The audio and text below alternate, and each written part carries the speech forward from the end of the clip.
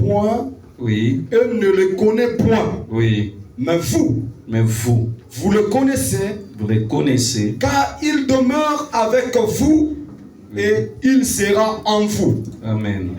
18.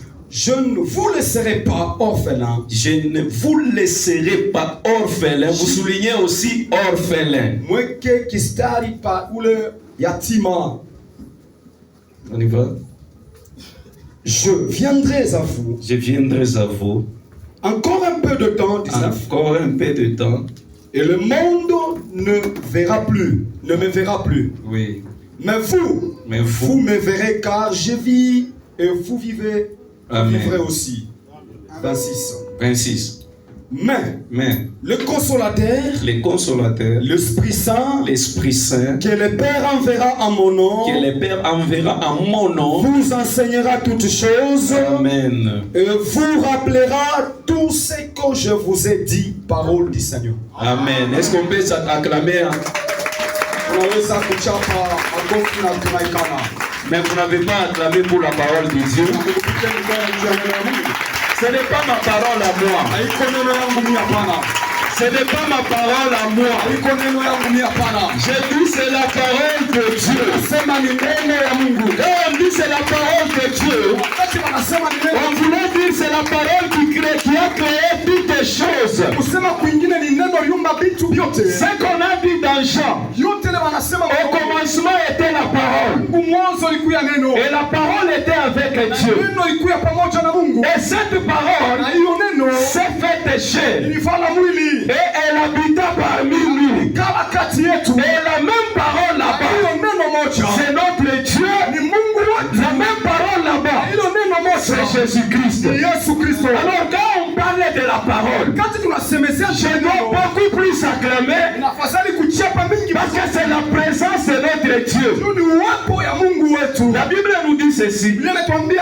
Notre Dieu parle tantôt d'une manière, tantôt d'une autre. C'est pourquoi nous devons être chaque fois dans la joie. Lorsqu'il s'agit de la parole de Dieu. Mais si je vous disais, écoutez ma parole, même si vous vous désintéressez, mais c'est parce que c'est ma parole à moi.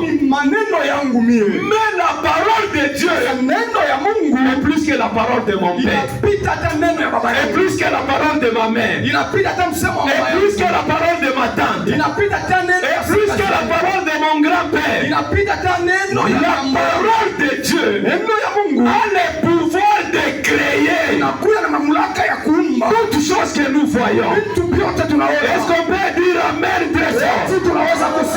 Est-ce que je peux encore dire amen très fort?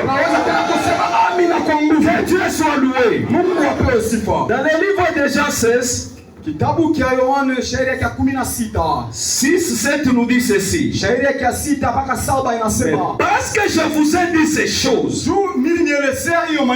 la tristesse a rempli votre cœur. Cependant, je vous dis la vérité,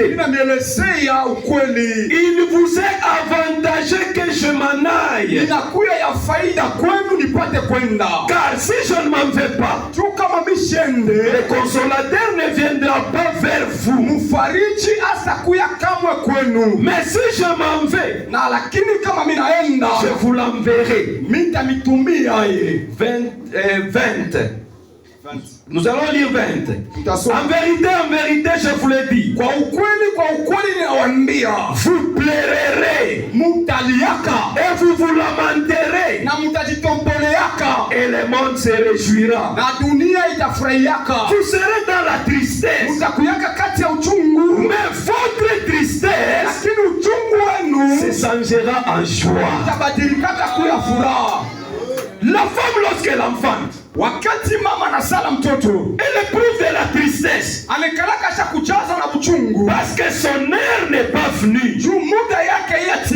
Mais lorsqu'elle donnera le jour à l'enfant,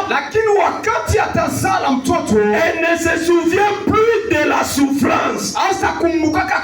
À cause de quoi? De la joie. Quel a de ce qu'un homme est né dans le monde. Vous donc, vous êtes maintenant dans la tristesse. Mais je vous réveillerai. Et votre cœur se réjouira. Et nul ne vous ravira votre joie. Personne ne vous ravira votre joie. En ce jour-là, vous allez vous interrogerez plus sur rien. Je vous l'ai dit. Ce que vous demanderez au Père, il vous le donnera à mon nom. Jusqu'à présent, vous n'avez rien demandé à mon nom. Demandez et vous recevrez, afin que votre joie soit parfaite. Afin que votre joie soit parfaite. Que Dieu soit loué.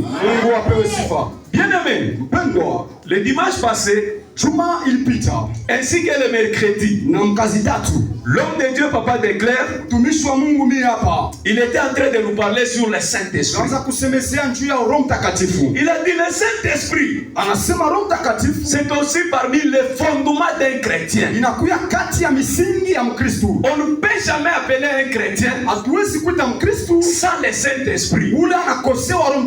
Parce que la personne qui a le Saint-Esprit en lui, vous allez voir que le Saint-Esprit va commencer à engendrer certaines choses. Entre autres, les fruits du Saint-Esprit. Entre autres, les dons du Saint-Esprit. Entre autres, la grâce du Saint-Esprit. Pourquoi? Parce que dès le départ, en vous, il y a le Saint-Esprit. Mais ce matin, moi je ne peux pas parler du Saint-Esprit comme les disciples avaient épinglé. Parce que le Saint-Esprit là qu'il a épinglé, en grec on appelle pneia, en hébreu on appelle rua. Mais aujourd'hui, nous allons parler le Saint-Esprit, le consolateur des orphelins. Le consolateur des orphelins. Quand je préparais cette prédication, je m'interrogeais beaucoup. Jésus avait ses disciples. Chaque disciple avait sa famille. Mais un jour, Jésus a commencé de leur parler de son départ. Il a parlé beaucoup de choses.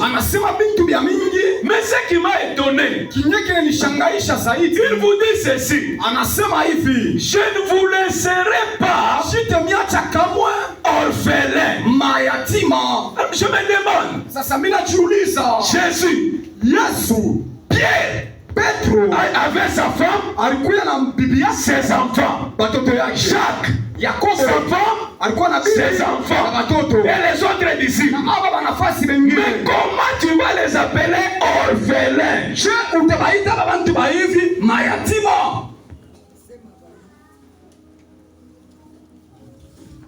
Alors il a commencé à expliquer.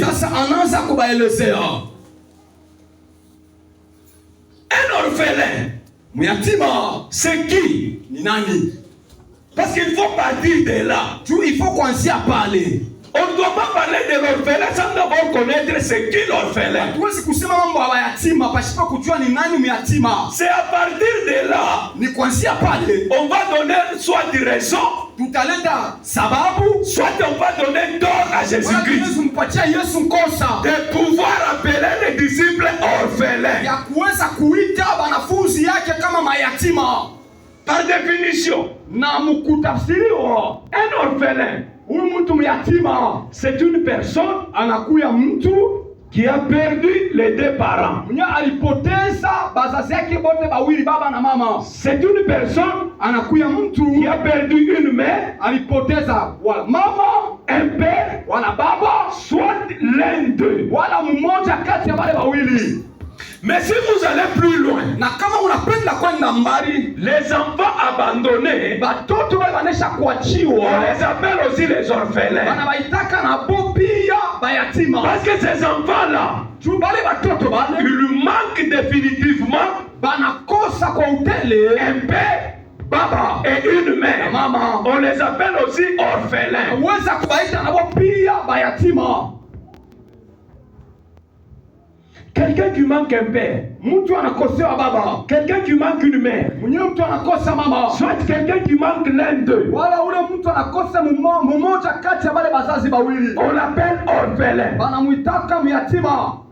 Et généralement, na kwa wingi, quand on appelle orphelin, kama tunaita myatima, on a toujours tendance à faire allusion à un père. Tunakalaka na mfano kona paka ule mtu anapotesha baba. Maintenant, kwa hivi, prenons exemple un père. Tubebe mfano ya baba. Quels sont les devoirs d'un père envers ses enfants? Inakuya ni kazi kani ile baba anakuya nayo katikati ya watoto yake. Parce qu'il a dit, je ne vous laisserai pas orphelin. Tu anasema mimi siwezi kumiacha mayatima. Les devoirs d'un père envers ses enfants. Mapasha ya baba kati ya watoto yake. Ya kwanza, un père, baba, protège la famille. Anikaraka iko na kinga chama. 2. Ya pili, un père, baba, nourrit sa famille. Analishaka chama yake. 3. Ya tatu, un père, baba, sécurise sa famille. Iko na kinga chama yake. 4. Ya ine, un père, baba, il est le défenseur de sa famille. Anakuyo na nakaraka iko na kinga wala kulinda chama yake yote mshima. Alors on se pose la question. Na tunajipika swali. Est-ce que Jésus, eti Yesu, est-ce qu'il nourrissait ses disciples? Alianza kulisha bale banafunzi yake. On répond oui. Tunajibuya ndio. Alors quand nous répondons oui, na wakati tunajibuya ndio, c'est-à-dire les disciples devraient être dans l'état des orphelins. Kusema banafunzi afadhali kujikuta mkipindi kia bayatima. Est-ce que Jésus était une protection pour les disciples? Eti Yesu alikuwa mlinzi wa banafunzi yake.